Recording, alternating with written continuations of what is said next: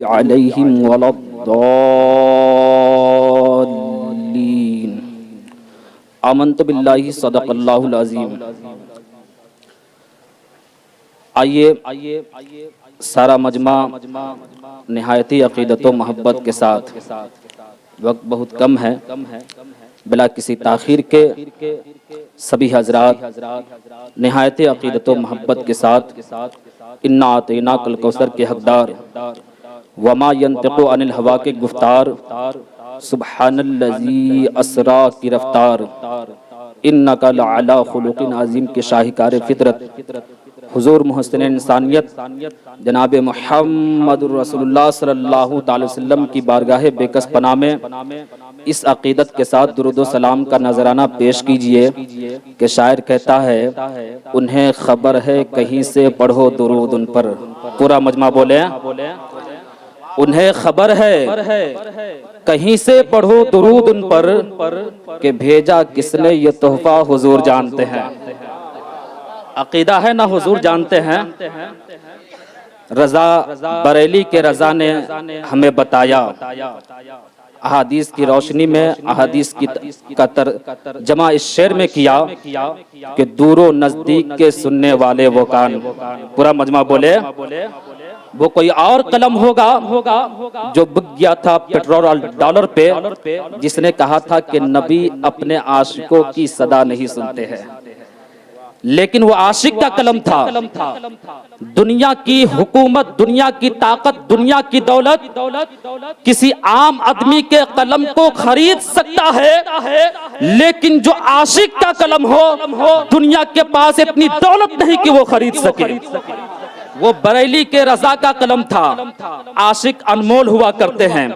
किसी शायर ने क्या ही खूब कहा है कि जब तक बिके न थे तो कोई पूछता न था। पूरा मजमा बोले मचल के, जब तक बिके न थे तो कोई पूछता न था। या रसूल अल्लाह, तूने मुझे खरीद के अनमोल कर दिया, तूने मुझे खरीद के अनमोल कर दिया, तो आशिक की कोई कीमत नहीं लगा सकता।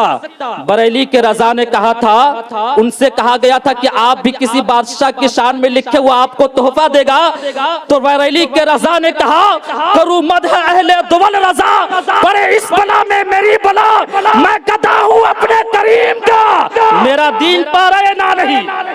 मैं गदा हूं अपने करीम का, मेरा दीन पारा ना नहीं। रोटी का टुकड़ा मेरा दीन नहीं है, बल्कि मुस्तफा की आज़मत, मुस्तफा की इज्जत, मुस्तफा का इश्क, ये हमारा दीन है। रजा की सारी उम्र मोहब्बत रसूल में गुजर जाए, इससे बड़ी दौलत कोई और नहीं है। तो बरेली के रजा ने हमें बताया कि कहीं से भी पढ़ो, भारत की सरजमीन से पढ़ो, पड़ोसी ममालिक की सरजमीन से पढ़ो, यूरोप की सरजमीन से पढ़ो, उन्हें खबर है कहीं से पढ़ो दुरूद उन पर कि भेजा किसने ये तोहफा हुजूर जानते हैं। तो पूरा मजमा जी लगा करके पढ़े, सल्लल्लाहु अलैहि वसल्लम, सलातु व सलामुन अलैका या रसूल अल्लाह सल्लल्लाहु तआला अलैहि वसल्लम। यहाँ हम और आप सुल्तानुल हिंद कॉन्फ्रेंस में शिरकत की सादत हासिल कर रहे हैं। ये सुल्तानुल हिंद है कौन? ये अजीम मर्द कलंदर, औलादे अली, नवासे रसूल हुजूर गरीब नवाज मोइनुद्दीन हसन संजरी रहमतुल्लाह अलैह। उनका जिक्र जमील हम और आप कर रहे हैं, और उनका जिक्र जमील करवाने वाली जात कौन सी जात है? जिसने हम और आपको पैदा किया और हमारे मुंह में जबान आता।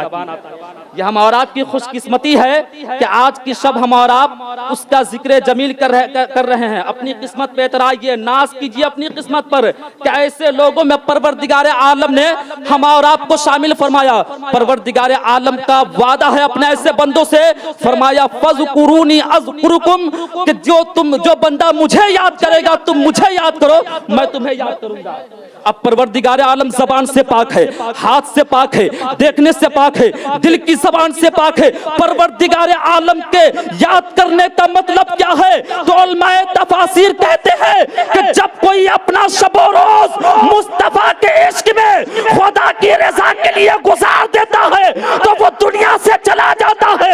लेकिन परवरदिगार आलम अपने बंदों की जबान पर उन महबूबों का जिक्र जमील जारी करके हमेशा दुनिया तक जो है ये बरकरार रख देता है, हमेशा दुनिया तक जिंदा कर देता है। तो आज हम और आप जो बैठे हैं तो उस वादे सादका और करवाने वाली जात कौन सी जात? परवरदिगार आलम की जात। तो ये खुश नसीबी है कि नहीं कि जिक्र की महफिल हो रही है महबूबे खुदा की, और किसकी जबान से हो रही है? गुलामाने औलियाए किराम की जबान से। तो ये बहुत बड़ा हम और आपकी खुश नसीबी, हम और आपकी किस्मत है। बिला किसी ताखिर मैंने जिस आयत करीमा की तिलावत की, परवरदिगार आलम ने साथ फरमाता है इहदिना सिरातल मुस्तकीम। क्या फरमाया? ये इस आयत में परवरदिगार आलम ने हम बंदों को दुआ का तरीका बताया। परवरदिगार आलम फरमाता है कि ऐ मेरे बंदो तुम दुआ मांगो, किस चीज की? सिराते मुस्तकीम की। पूरा मजमा बोले ना, पूरा मजमा मतलब मचल के बोले।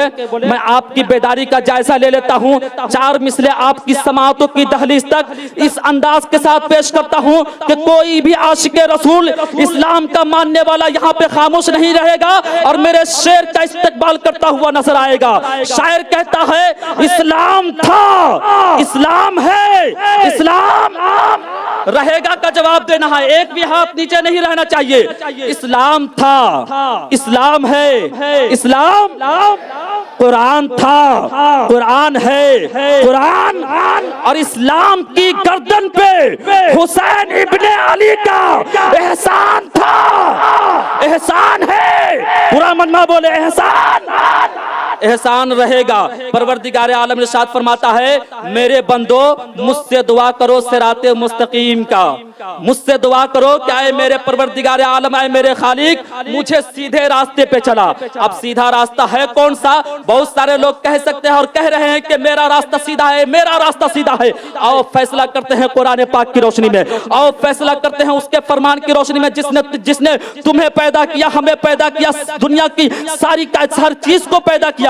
परवरदिगार आलम के फरमान की रोशनी में फैसला करते हैं। परवरदिगार आलम फरमा रहा है कि रास्ता उन लोगों का जिन पर तूने इनाम इकराम किया। सुभान अल्लाह। रास्ता उन लोगों का जिन पर तूने इनाम इकराम किया।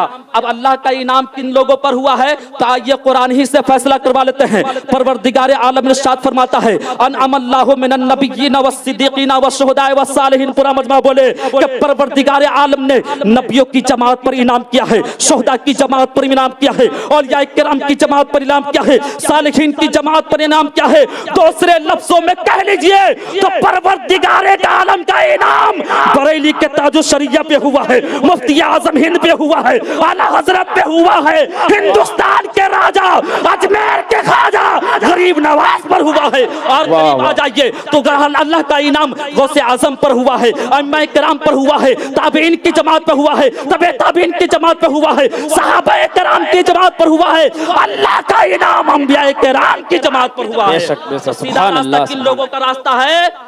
किन लोगों का रास्ता है? उनका जिन पर अल्लाह ने इनाम किया। अब यहाँ से पता चल गया कि सुन्नी मुसलमान अगर अपनी दुआ में रब की बारगाह में वसीला पेश करते हैं कि ऐ पालनहारा, ऐ रब्बे सुल जलाल, मेरी दुआओं को, मेरी फरियादों को बरेली के रज़ा के वास्ते से, ताजुश शरीयत के वास्ते से, गरीब नवाज के वास्ते से, गौसे पाक के वास्ते से अपनी बारगाह में कबूल कर ले, तो ये सुन्नी मुसलमान कोई अपने घर से नहीं बल्कि खुदा के फरमान पे अमल करते हुए वाह वाह सुभान अल्लाह सुभान अल्लाह घर से नहीं बल्कि खुदा के फरमान पे। रब ने क्या फरमाया?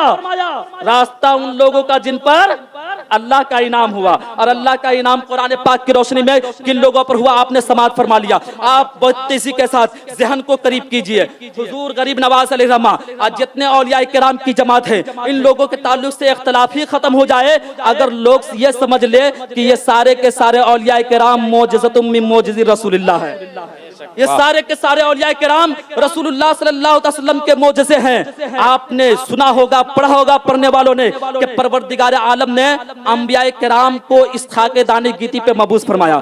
जमाने के तकाजे के एतबार से, जमाने के दाइयात के एतबार से, जमाने के मुतालिबात के एतबार से उनके हाथों में मौजज़ा अता फरमाया। हजरत मूसा अलैहिस्सलाम को जिस जमाने में पैदा फरमाया वो जमाना सहरो तलिस्म का जमाना था, वो जमाना जादूगरों का जमाना था।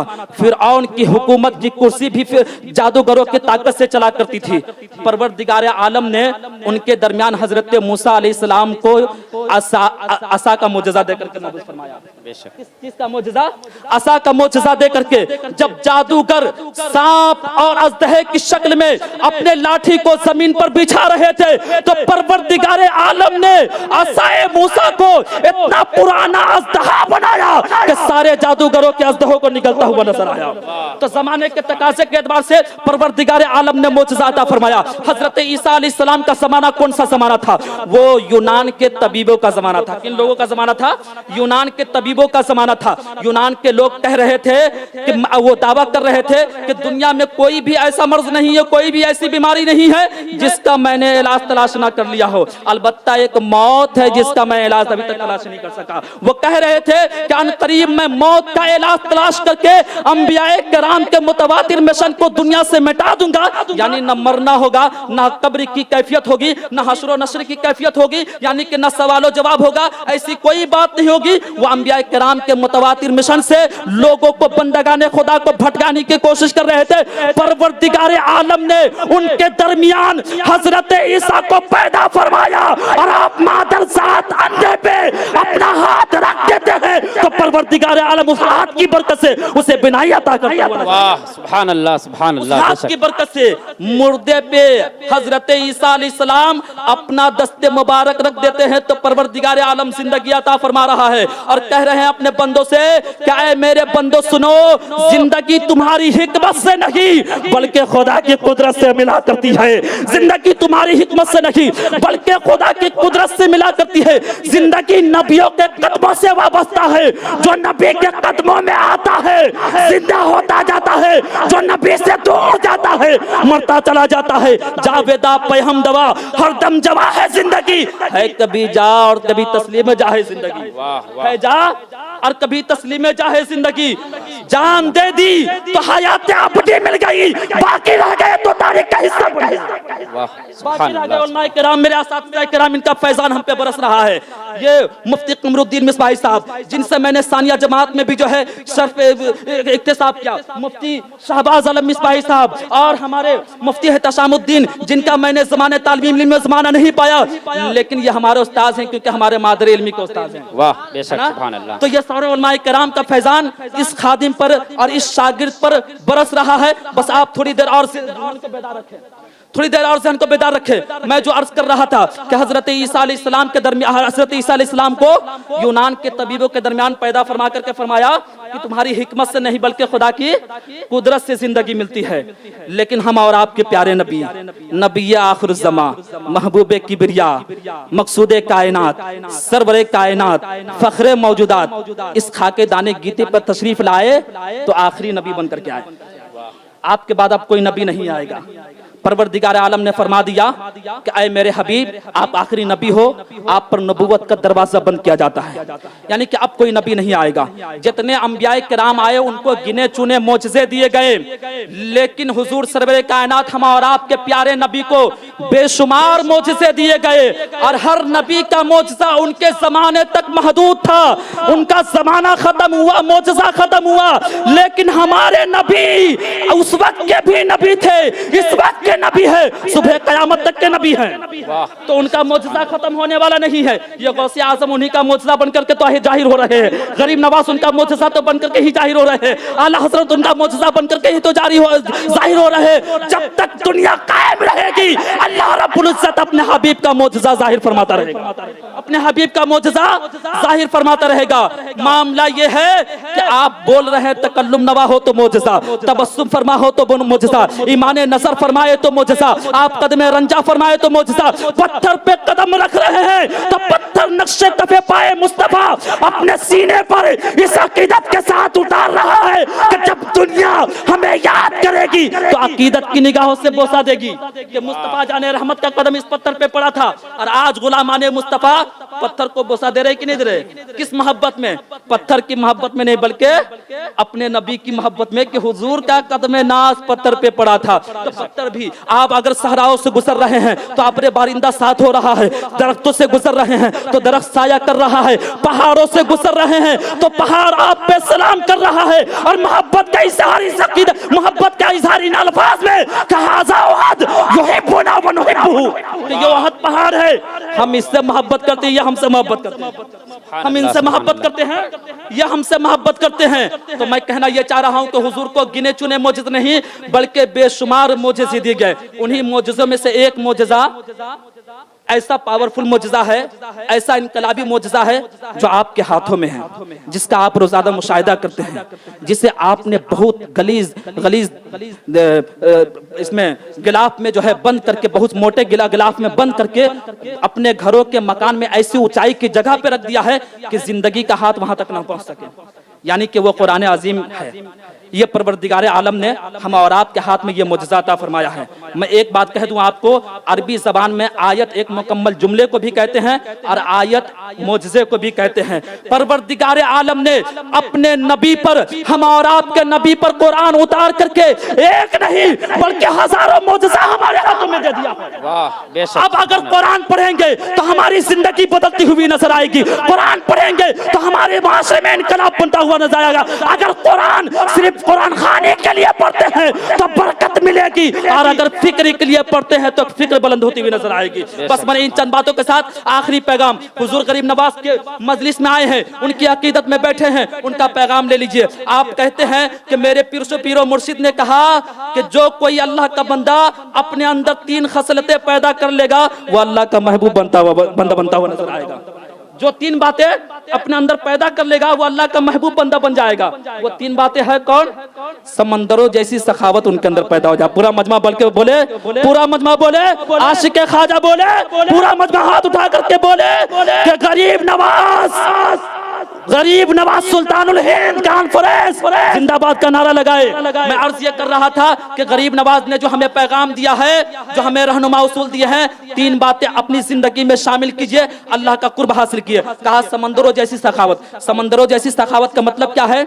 समंदर के सामने कोई अगर टीका लगा करके जाता है वो भी अपना बोतल भर करके आता है, और कोई अपनी पेशानी में सजदे की चमक लेकर के जाता है वो भी अपनी बोतल भर करके आता है। यानी कि समंदर इम्तियाज नहीं करता उन लोगों के दरमियान कि कौन खुदा का मुक़िर है, कौन खुदा की वहदानियत का मुक़िर है और कौन इकरार करने वाला नहीं है, और कौन कितना ले जाता है, ड्राम भर करके ले जाता है या बाल्टी भर के ले जाता है, इससे भी उसको एतराज नहीं है। मतलब यह है कि हम भी अपने सीने में एक ऐसी सखावत वाला दिल रखे कि जब हमें हमसे कोई कुछ लेना चाहे तो उसको एतराज ना हो, है ना, वो ना समझे कि ये कंजूस है, बल्कि निहायत समंदरों जैसी सखावत अपने सीने में रखे। और दूसरी बात आपने फरमाया सूरज जैसी शफकत। सूरज की शफकत क्या है? सूरज की शफकत यह है कि जब नारे तकबीर, पूरा मजमा खड़ा हो जाए, नारे तकबीर, नारे रिसालत, मसलके आला हजरत, गाज़िए मिल्लत हजरत अल्लामा मौलाना गुलाम रसूल बलियावी साहब क़िबला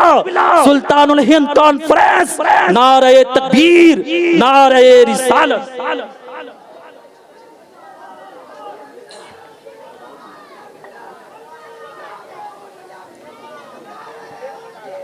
नारे तकबीर, नारे रिसालत, फैज़ान गरीब नवाज, नारे तकबीर, नारे रिसालत।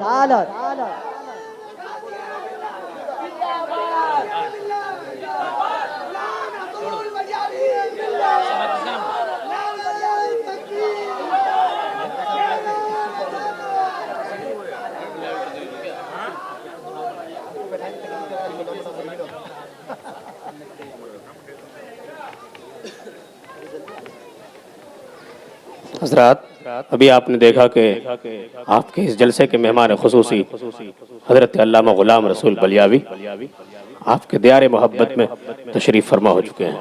बहुत जल्द उनका वलवला अंगेज़ खिताब आपके सुनने को मिलेगा। आप इत्मीनान और सुकून के साथ अपनी अपनी जगह पे तशरीफ़ रखें। मजमा माशाअल्लाह बहुत शानदार है और थोड़ी देर आप इसी तरह तशरीफ़ रखें और उनका पुरमग़्ज़ खिताब समाअत फरमाएंगे।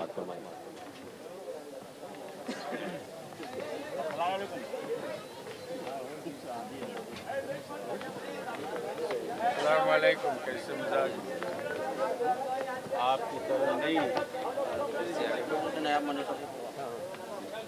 अस्सलाम वालेकुम।